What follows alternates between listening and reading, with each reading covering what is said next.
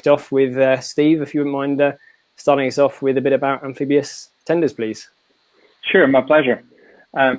So I think one of the things we wanted to go through is really to explain that amphibious vehicles have existed for a long time, almost more than 100 years. And most of them have really mainly been land vehicles. We've seen a lot of complex land vehicles, and I'm going to pull up a quick video here that is going to show a bit about it. So showing a car right now from the 70s, and there's been vehicles before that. And it's really funny because the amphibious capability has always been over land vehicles being able to stretch a piece of water, but they've almost always been street vehicles. And it's funny because it only started maybe 15, 20 years ago to really have interest in having boats that actually could be able to land, which is obviously is a different approach. Because if we look at a car like the Amphi car, obviously you want to be on the street and eventually avoid traffic, or just have fun with friends and have a ride on the lake, which is funny, but it doesn't have a lot of purpose at the end, except if you really want to avoid traffic. But that means you need to have a boat ramp from point A to point B, and obviously those vehicles sometimes have shown, like the Sea Lions we see here, have shown amazing performance, but they've always been toys that could go fast, but didn't really have an everyday purpose. So it's interesting to see the evolution from different projects, cars that can get you really wet and drop in the water, need a boat ramp, to suddenly have a different approach to what an amphibious vehicle can be, if we can call it a vehicle, to a real boat. And then some might say, yeah, but why do I need a boat to go on the beach or on land? And where can I go to? And this new approach is really interesting because having the ability to make a proper boat with no compromise, that's got a beautiful ride, that keeps the guest really dry, and has the ability to be going on the beach, not to be exploring on the beach, but to have the ability to park on the beach, and also to have guests coming in and out of the boat in real safety. Because I think safety is really the key feature, and the purpose of this is, some people might say, well, why would I have an amphibious vehicle? What's the point? Where do you want me to drive? Can I go on the street? Well, no, that's not the point. The point is to be able to launch and retrieve in full security, and also without having the need for any infrastructure, which means that applies obviously for super yacht tenders, but we also have many owners that could potentially have a waterfront property and can't or don't want to be on the dock.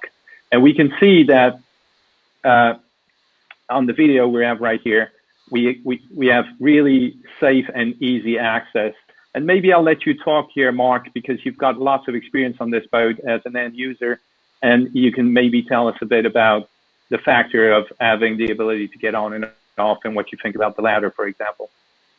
Yeah, absolutely. I mean, for us, it was safety was paramount, and having a product that would make our guests feel confident in any conditions was a real bonus when they first tried it. And certainly the ladder mooring system, when I first saw it, I thought, oh, it looks a bit flimsy, but it's absolutely solid. And the guests are always very confident.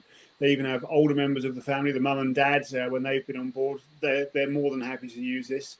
And the Iguana itself gives such a stable platform that there's never been any problem with that. That was one of the main points of trying to get them assured to do it safely. Yeah, exactly. So I think that's really the point of the amphibious tender, and then we'll see that later, but also to make it simple and efficient, and actually still keeping a good ride on the boat. Same thing, Mark, I'm sure you've got some points on the ride of the boat, and because I guess the amphibious side of it is maybe, what, 20% of the operations? So you still need a proper tender the rest of the time, don't you? Yeah, absolutely. And I mean, if you've got that kind of a tender, it's a lot of tender. And it would be crazy to have something that could just be used for going up and down beaches. It's now our sort of premier water sports tender for the kids doing wakeboarding and whatever else, just because it's got a lovely bit of deck space in there, so you've got room for toys. So it's just as much a guest transfer tender as it is for used for its amphibious capability. Yeah, exactly.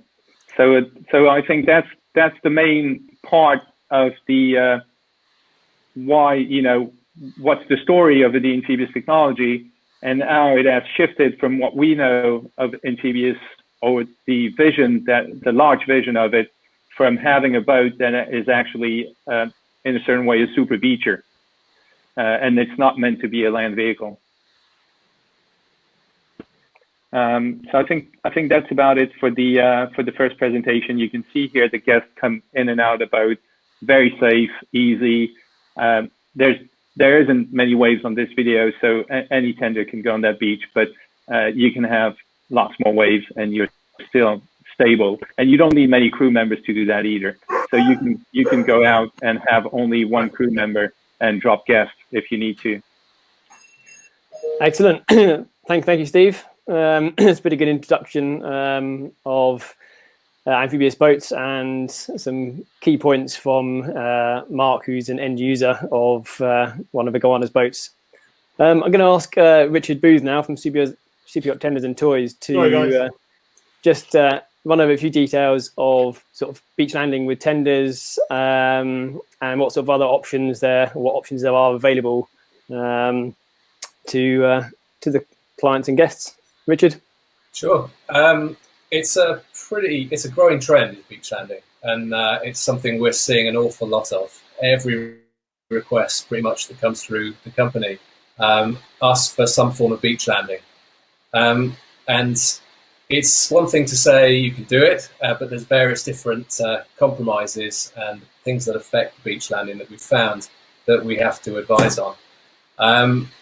So there's lots of different types of beach landing, aside from the amphibious, that is.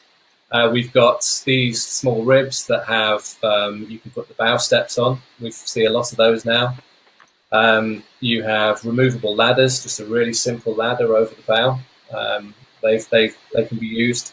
And we're seeing a lot more hydraulic and electric bow doors, so you can go bow up to the beach and get guests on and off.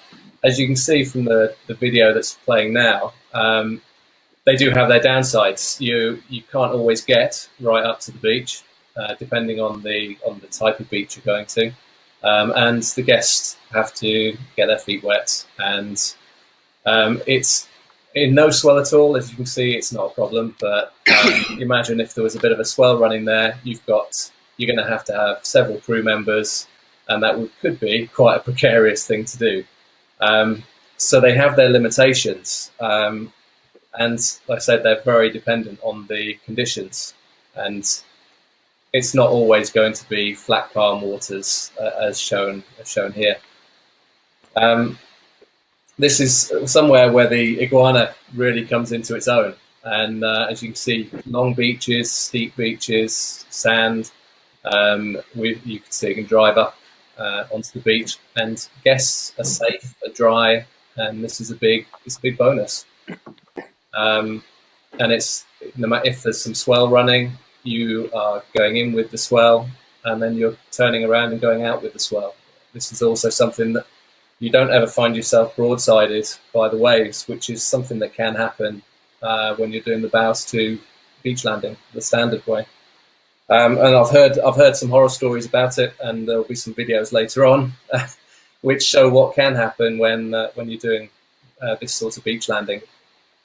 You can quite easily get yourself in trouble, and the bigger these tenders get, we're doing a lot of 10, 12, 14 meter beach landers and bigger. And the idea of those going up to the beach in some swell and getting it wrong, we've had 10 meter tenders, stories of them that have gone over and they've been written off. Quite simply, it's a very dangerous thing to do, and it can sometimes get underestimated. So the Iguana kind of solves those problems really and gets around it, which is very impressive. And like Steve was saying, it's a different approach, and it really does work. It's a very versatile platform. But yeah, beach landers in general, they're very, very common. Everyone wants one, and like I say, they also want that beach lander to do various other things: the water sports, the guest transfer, doing the beach runs. There's always compromises with a smaller boat, whereas the Iguana we've found gives a big platform, and it works well in all those scenarios. There seems to be very little compromises made, which is really good to see. There were some other things I wanted to touch on with the boat that Steve and I were talking about. You park this boat on the beach and you're set up for the day, which is what everyone wants to do. The tender can stay there on the beach, and with some models, you've got the advantage of having a base. You've got the shade. You've got toilet facilities. All these are big pluses. Freshwater shower. It's all there on the beach. And if the weather changes, it doesn't matter. You can still stay there, knowing that tender can get you off the beach, and the crew can sort out all the gear afterwards. So there's so many advantages to this platform. I'm personally very, very impressed with it. So I suppose the next sort of part of it I touched on was the safety side of things, and it's something I get asked a lot: is the safety of beach landing, and is this boat capable? There's some boats, there's the smaller boats. You can take a small Zodiac on some pretty rough beaches. It's dangerous, but with the right crew, you can do it. But the bigger the boats get, you can beach land, but you've got to prepare for it, and you need a lot of hands, and you need to be very careful. And this tender does, the Iguana does get you around a lot of those problems. And we're confident, to say that it's a safe practice, safe way of doing it. And yeah, it's a very. I think Paul, you're going to talk about the safety aspects of it next. Yeah, I covered a lot of them already. So sorry about that. All right, I'll go home. No, that's all right. No, thank you, Richard. Some really good sort of first-hand experience from what yachts and guests and owners are asking for, and what's getting more and more popular in the industry.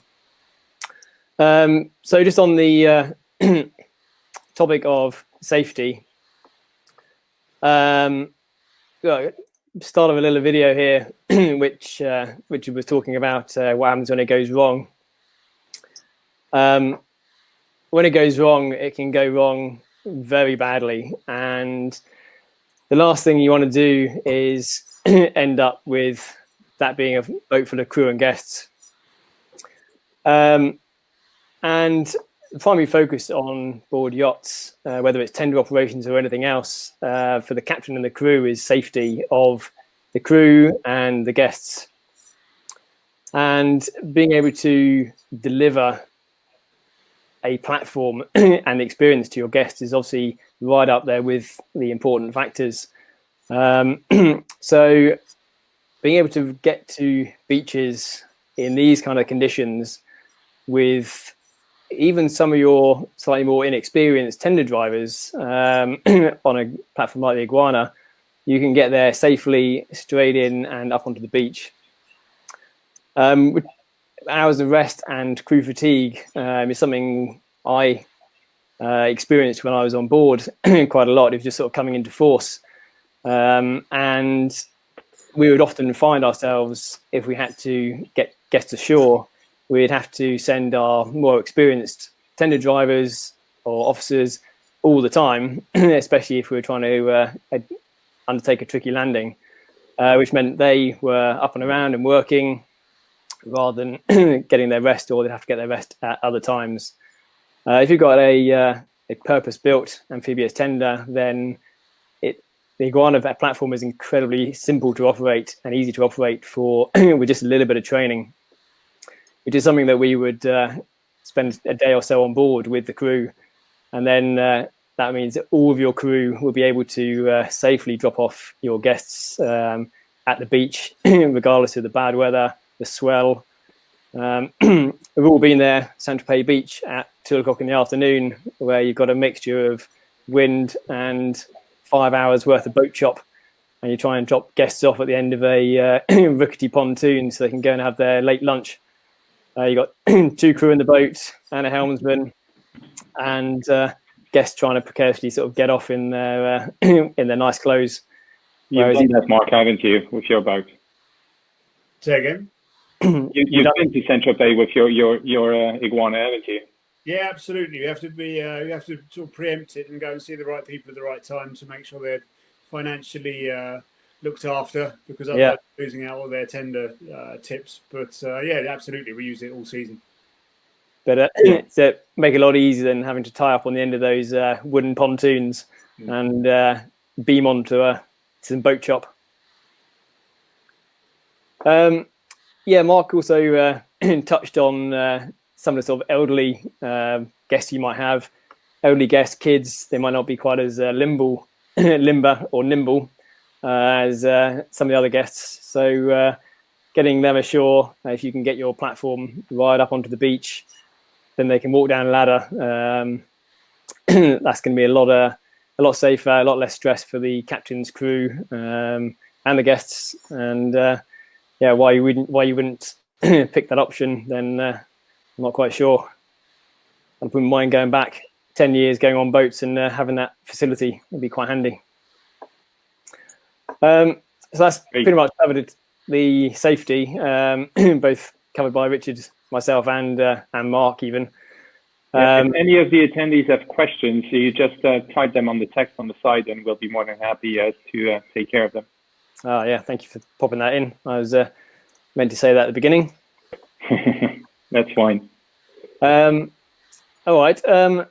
Mark, we touched on sort of guest setup and beach setups, and I know it's something that you do sort of firsthand with your crew and for your guests. Would you mind telling us a little bit more about how you do that with an amphibious tender as opposed to a regular tender? Yeah, indeed. I mean, our modus operandi, we don't do huge beach setups, but when we do, it's always a real sort of bane of the deck crew's life, just because the amount of people, the amount of resources it sucks in. Generally, if you've got any kind of a swell running, you've got at least 3 crew in the tender, which you touched upon earlier, maybe more. If you've got, say, any kind of swell running, you're running the risk of going broadsided on the beach and stranding the tender. And it's always a real pain. I was introduced to Iguana by basically the same sort of thing that Richard was saying. The owner saying, well, is there a better way of doing this? And we came across the Iguana tender, and Steve just happened to be in the bay when we had the guests on board. And for the first time, up until then, we've been using a small Zodiac and Big 12, which meant that the guests would often get wet. It was always often fairly treacherous. And again, it took a lot of crew to do it. But then they got on the Iguana and straight away said, we want one of these.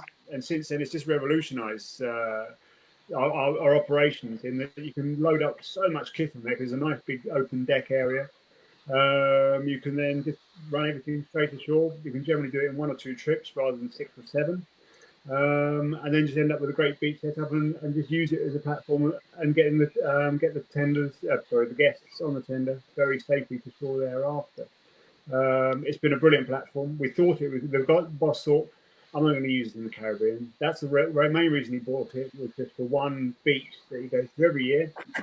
Whereas beforehand, any kind of swell running, you'd have to take a limo tender, about 30 to 40 minutes up the coast. Then we'd have to get a vehicle to bring them all the way back along the beach to a restaurant which was about 200 meters from the boat. Having the Iguana means we can do it in pretty much any conditions.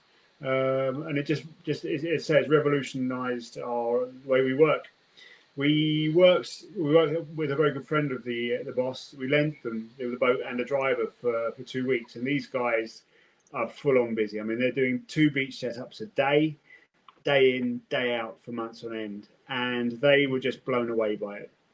They just because they could get everything safely to shore, it didn't suck in the crew members. As Paul touched upon, the hours of work and rest are a nightmare if you have that kind of a busy itinerary, because you're constantly the crew working 16, 18 hours a day, 7 days a week, and eventually that takes its toll. But as I say, they borrowed our boats, and they couldn't believe how much simpler it made life. Let's say it would cut it down from a 3 or 4 hour setup to maybe an hour and a half. So it's just say it's a brilliant platform. I can't sing its praises more highly. I know it sounds like I'm a salesman rather than an operator, but I can guarantee you that's not the case.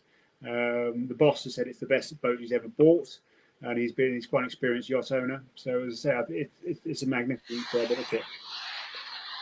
Mark, you were saying before, obviously the images we've got shown on the video obviously show flat, calm conditions. Anyone can do anything in those conditions.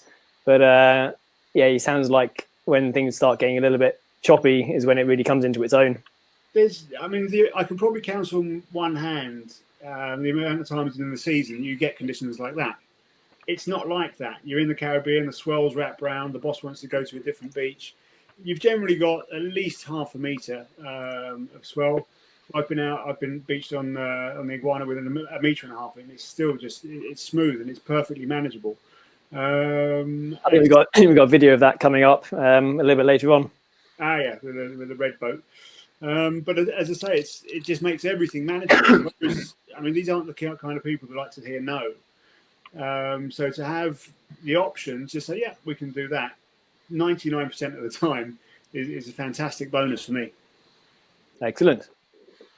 Well, thank you, Mark. That's really quite sort of nailed the beach setup side of things, which are incredibly popular. And yeah, like you said, we never like to say no unless safety is the limiting factor. But if we can do it more often in half the time, then it's got to be a bonus. Okay, we've got George T that is asking if we can play the last video because he noticed the landing of the Iguana. So maybe we can replay the landing part. Yep, on the. You doing it, Steve? Sure.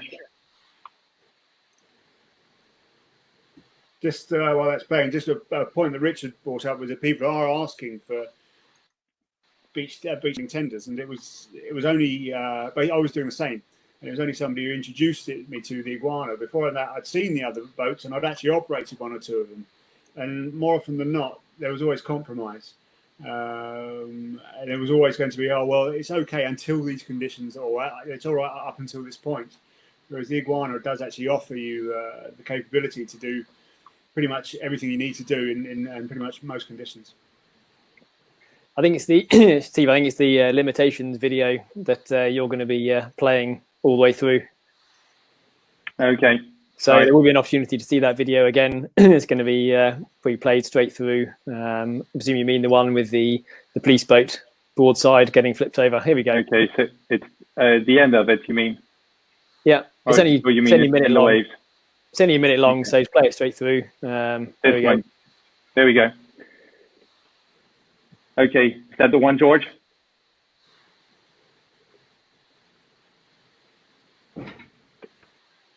There we go, so we can see you. Yeah, so this one is actually landing. So that the type of question we get asked. Sorry, I'll just go back on there. Is sometimes I get asked the question: does the boat slam when it lands, and how strong it is? But you can see it doesn't slam because the wave is in the back, and the boat gets out just at the same time as the wave comes in. So there's no slamming ever coming out of the water. So Steve, do you want to very quickly explain when you deploy the landing gear in those kind of situations and how it works? Absolutely. So the boat operates very much like an airplane.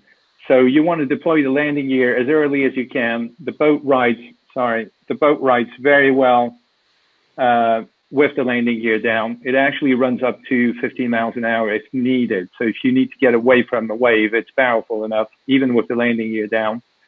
So you deploy the landing gear early and head to the beach, and you just touch ground whenever you touch ground. And you have the tracks turning before you touch ground. So it's pretty seamless, and it's pretty easy to operate. Again, I guess, Mark, you guys have got it really quickly, haven't you, from your first experience to really have it? Yeah, indeed. I mean, it's as Paul said earlier. It really is. It doesn't take a genius to drive it. You generally have one person on the helm, one person on the tracks, and it is as simple. I mean, you still keep an eye on the waves, and you want to get it right and just ride in on the back of the previous wave. But it's fine. You get the tracks running, and as soon as it touches bottom, you're safe. Yeah. And then we get another question from Alfred. He says, how critical is the center of gravity? So we'll show that probably in the next, we're going to cover that topic a little bit further out in the webinar. So we'll answer to that question in a few minutes. Yeah, there's a pretty good video of that, isn't there, coming up? Yeah, exactly. Excellent. Richard, you touched on sort of guest sort of expectations a little bit earlier on. Is there you'd like to sort of elaborate a little bit on what's sort of been asking for from a supplier point of view? Yeah, absolutely. Basically we found owners and guests, charter guests. They would want to go to far out places, unique places. It's our understanding they want to go off the beaten track and find their own adventures. One thing they don't like hearing, which I think Mark said, and I'm sure we've all experienced, is they don't like hearing the word no. You can't do that. And it has to happen sometimes, obviously, for safety. But if they've purchased something, a Beachlander tender, for example, and they get told they can't go to the beach they want to go to, it doesn't go down too well.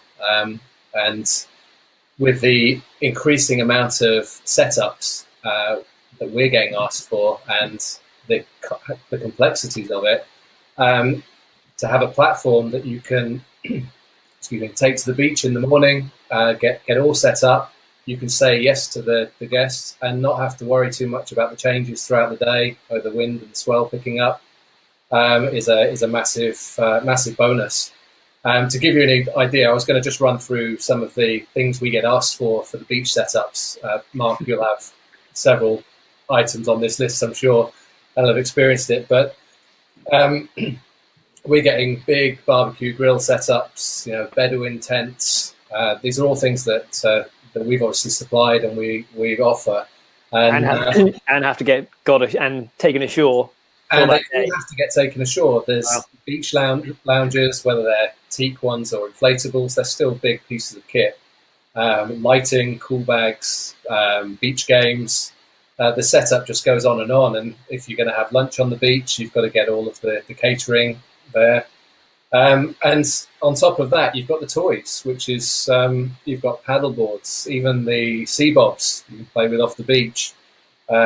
With the kite surfing gear, kayaks, the bikes if they want to go off on their mountain bikes or electric bikes. All this stuff takes hours and lots of crew resources to set up, and to try and ease the pressure on the crew to make that, that then improves the guest's experience. Having a platform like the Iguana is highly beneficial.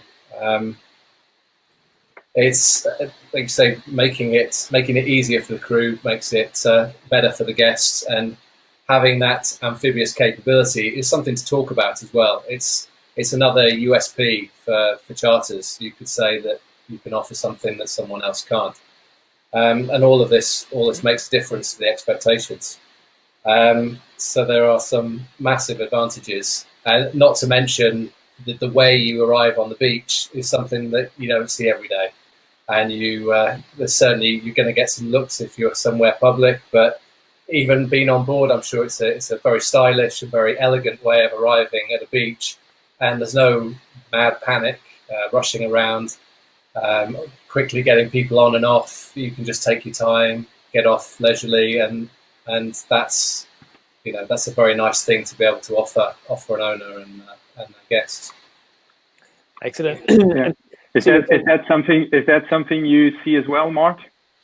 With what? Do you feel guests are happy to come on the beach and in style? It's yeah, absolutely. It's if you're going to spend your time around public places and you don't want to be seen, I wouldn't recommend it. To be absolutely honest with you, because it is such a wow factor. I mean, people are used to seeing us now. We've been operating it for 3 years now, and yet every time we rock up at the beach, wherever that might be, camera phones are out. They're taking pictures of the guests, and it is still a wow factor. I still get a kick out of going ashore, particularly in challenging situations when you've got all the other boats around. Like they've got to go a kilometre or two up the beach just to find somewhere decent to land. And we think, oh yeah, that's right. We go, and it always draws a crowd. As I say, if you're a very private person who doesn't like to be seen, you might want to look at something else. But because it is such a great bit of kit. Another thing I like is when you come up the beach and there's a bit of swell, and people see you coming in and they go like, oh, we're going to video that. This is going to go really wrong. You know, and they're waiting for it to go wrong. And then they see the boat coming out of the water and they go like, what the hell? You know, and everything goes well. It's happened time and really again funny. When they don't realize that it's an amphibious vehicle. And you have people like the beach guys going, whoa, whoa, whoa. Just the tender driver just smiling, yeah, all right, blah, blah, blah, and off you go. Yeah. And I think that's something that is really well made on the Iguanas, that from outside, you can hardly see that it's actually amphibious. Absolutely. With the owner, when he first got it, he just wasn't used to it. But now he loves it when his friends are on the beach. He'll just ask for the music to be cranked right up, and he'll come in, way, and he wants to be seen because he's so proud of the boat, and he knows that it's going to go well, and he can arrive in style. Oh, that's great. Well, that probably obviously there's an awful lot of good parts to it. Steve's going to run through a couple of the limitations. There aren't many, and they're quite extreme. But he's going to cover and show that video operating all the way through, and cover that centre of gravity question that was kindly posed by one of our watchers. Exactly, and it's an interesting question because we get it very often, and people feel concerned by seeing the boat from the side that the center of gravity is actually maybe not well balanced, so is concerned, can we put a lot of guests in the front of the boat, for example? And the thing is, well, the fiberglass boat, it's actually a carbon fiber boat, is very light, and the center of gravity is super well balanced in the middle of the boat and in front of the landing gear. So there's no real concern about the center of gravity. So we've pulled up this video that we've already seen with a boat that gets caught in terms of limitation. You can see this boat can get caught in the waves and eventually capsize. And usually with a boat, you would think that the closer you're going to get to the beach, the worse it's going to get. And on a boat, a beach is certainly not a shelter when it's got waves on it. The Iguana is a bit the opposite, because with the landing gear, if you start to get thrown on the beach, as soon as your landing gear is going to dry up on the beach, you're safe. You might get wet, but you're not in danger because you're landed, and you can extract yourself out. So that's really interesting in terms of limitation. And this is the kind of situation you would not see with the Iguana, because as soon as it gets thrown to the beach, as we can see here, it's already on land, so the water flows under. And so there are limitations to the size of the waves. There's not much risk coming with the waves, and one of the main risks is to get wet, or to get the guest wet. But if the driver drives really well, you can go in 6 feet waves and go seamlessly, and the guest would not even know that you got waves. In terms of balance, this video is interesting because it really shows the limit of the angle and how steep it could go. It also could go aside. I'm afraid we don't have a video, but you can also go aside. And you'll see on the video like this that when it comes down, the boat actually finds its balance and just follows the Terran. So people are not going to say we are wearing a tie, but this happens to be a video that was shot on the Thames during the Henley Regatta, which is one of the royal family's rowing regatta. In terms of Terrans, a lot of people ask, is it limited to a soft beach, or a shallow beach. And the main question usually comes because a lot of amphibious vehicles have been vehicles with wheels, and the wheels having a very strong ground pressure, not spread a lot, usually struggle to go in soft terrains or in harder terrains. Where on a boat like the Iguana, the Caterpillars, you've all seen mini diggers go in crazy situations. So this video, you can see, for example, this boat is actually being stored every day on that platform there, and that's where it lives. It suffers, but it survives. And of course, there are limits, so you don't want to do the same as this guy. This would be by far the end limit that you don't even want to try. That was just to a blink of an eye. And then there's harder beaches. I think, Mark, we discussed that earlier. So this one is really a tough beach because it's not tidal. It's very pibbly. It's really shingle. And you've got the backwash that makes it a straight wall. I don't know if the connection's good or not. On my side, it's not great, but you can see the boat easily coming out of the water, even with the brake, and the brake doesn't challenge the machine at all. It does rip a little bit because it's pibbly, but it does the job, and it's quite amazing in this type of situation. I did, I think, one of the hardest terrain I've been on, and many of you probably have been there, is in Nice. If you go in front of the hotels on Nice Beach, it's really big pebbles, very slippery, very straightforward. And I didn't think it was possible to get out there, and we had a guest that asked us to go and pick him up there, and we actually made it on those big, slippery, straight pebbles. So it tells you a lot. And then one of the great things about it is that you can get a lot of guests on board and keep the center of gravity very easily. We don't have a picture, but we've tried. What was it? How many people did we put in front of the boat at the factory last time, Paul? Yeah, we had 11 of the factory chaps standing forward of the console, evenly spread forward of the console, and it was that was just about, wasn't it? Yeah, just before it started to very slowly dip at the bow.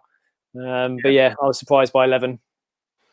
Yeah, so 11 big guys in the front of the boat, and it was still balanced. So that shows a lot about possible limitations. Of course, there are limitations, and there will always be, and you've got to drive carefully, like any vehicle. But it goes very, very far to the capabilities. Another great pictures I wanted to show is probably the next one. Sorry.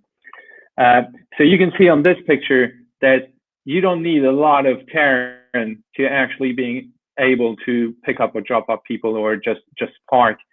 So even if the beach is super narrow, you can always turn around on the landing gear and have the platform over the beach, leave the landing gear in the water, and the boat wouldn't go anywhere. So obviously on this video, it's completely flat. It's a lake, so you would be able to go there with most of the boats. But you can imagine the same situation with waves, and the waves would flow under the boat, and with a very, very narrow beach, you're still able to get there.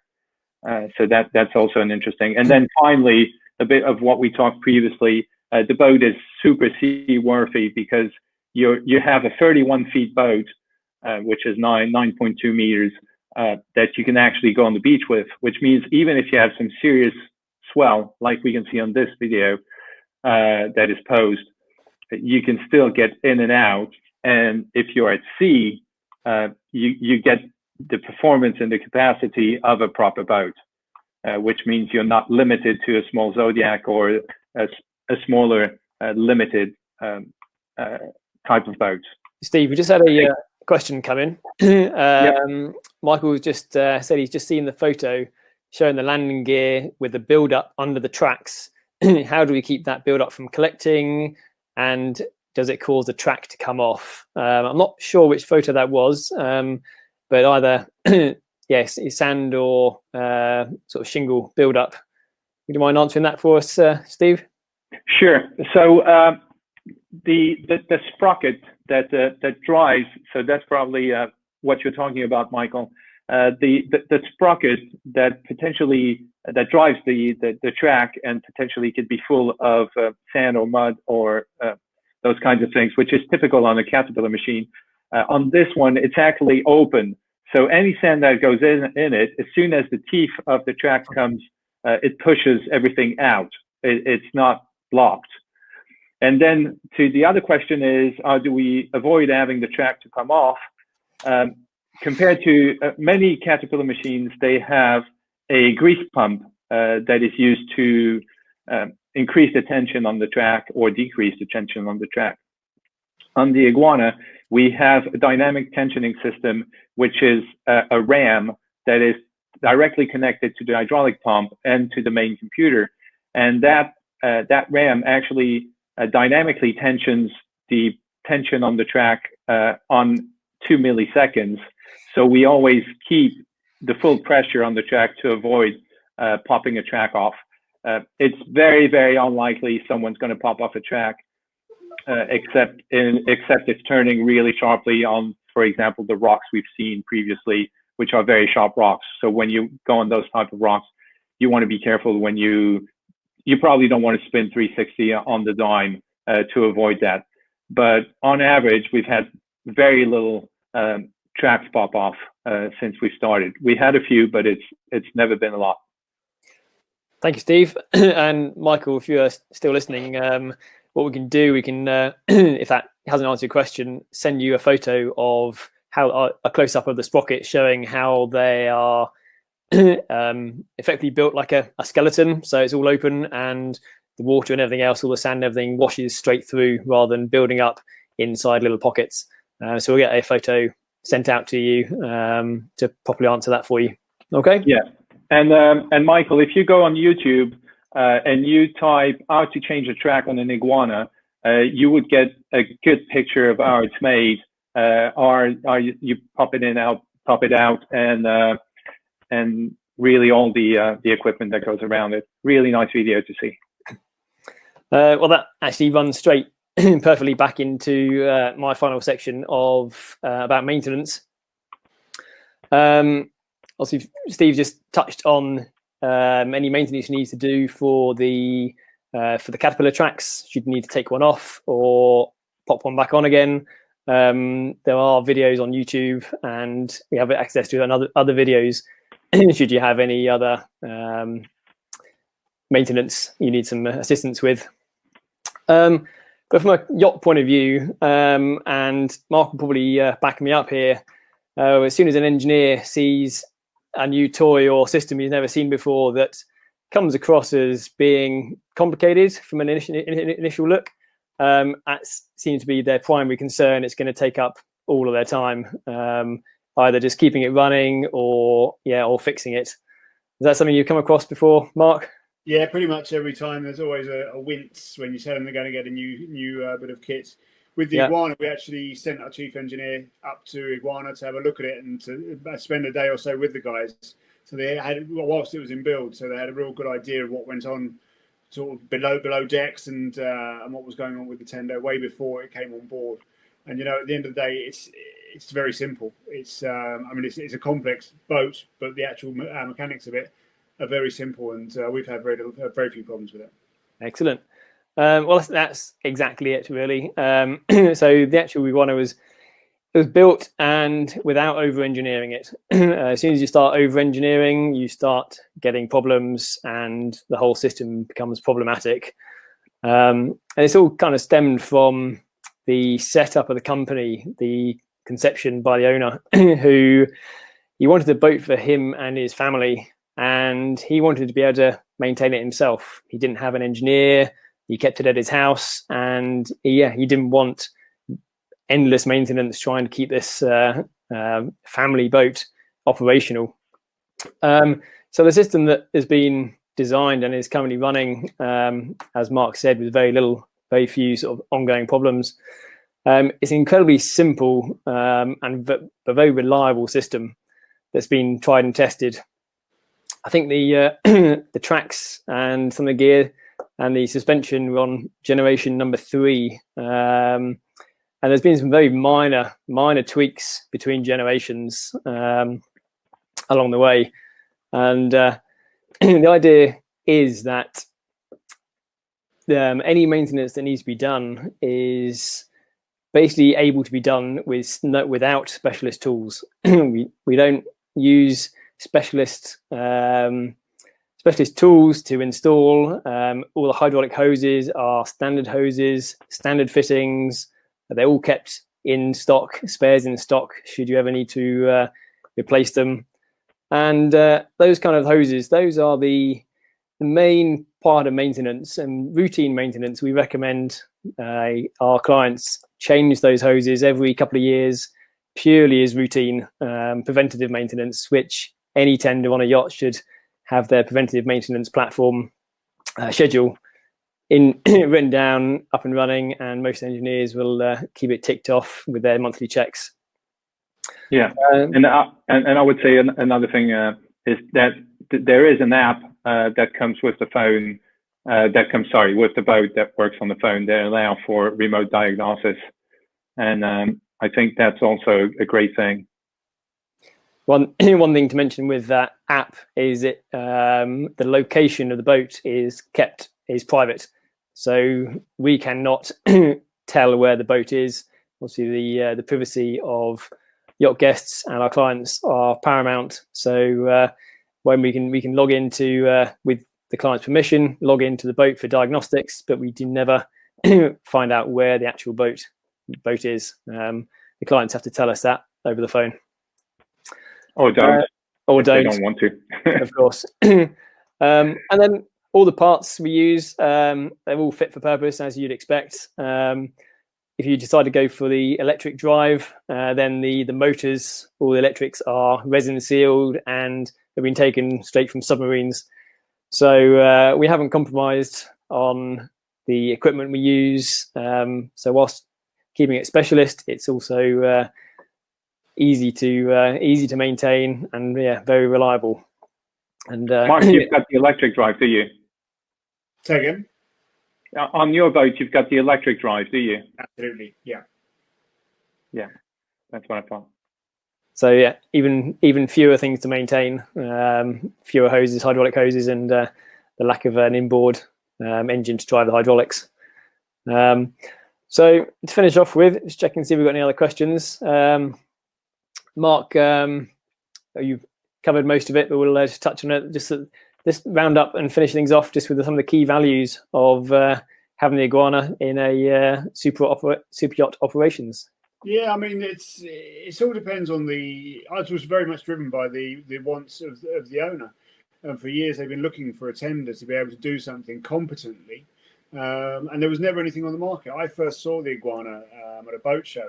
I just thought, another gimmick. And Steve would tell you, he picked me up and we went for a little sea trial in St. Martin. Again, 1.5 meters swell on the beach. And I thought, and as we were approaching the beach, I've done quite a few beach landings, and I was going, and it just glided down to the beach. I wouldn't have put my name to it and then risked giving the owner the opportunity to try the boat if I didn't believe in its capabilities, because it's just not worth my worth sort of losing face with the owner.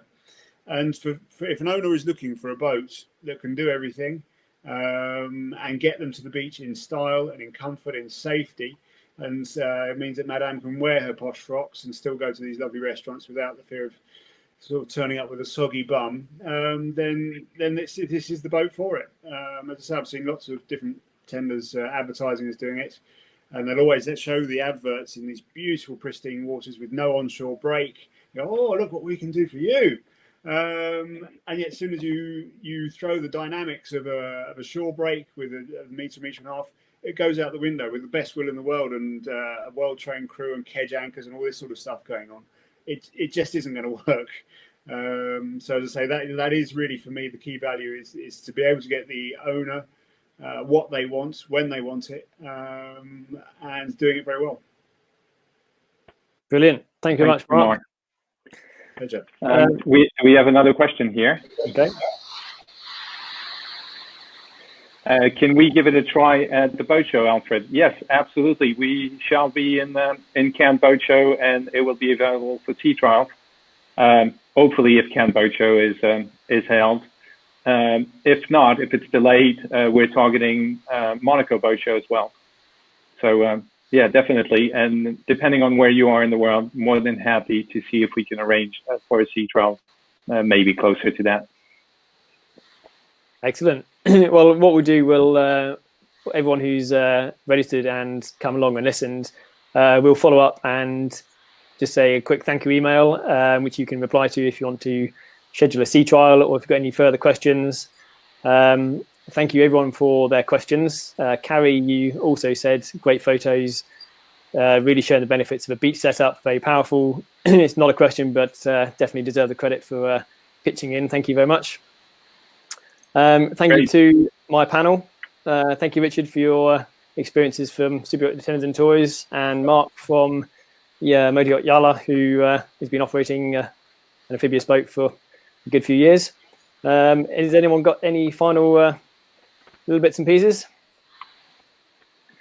I think we're good. If we have outside questions, just eventually anyone out there, just send us a message if you feel that the webinar is useful, and if you think that we should do another one, maybe on another topic, we'll be more than happy to do that as well. Excellent. All right, thank you very much. Enjoy your afternoon, everyone, and stay safe in these crazy times. Thank you very much. All the best to everyone. Thank you. Bye-bye. See you later. Bye-bye.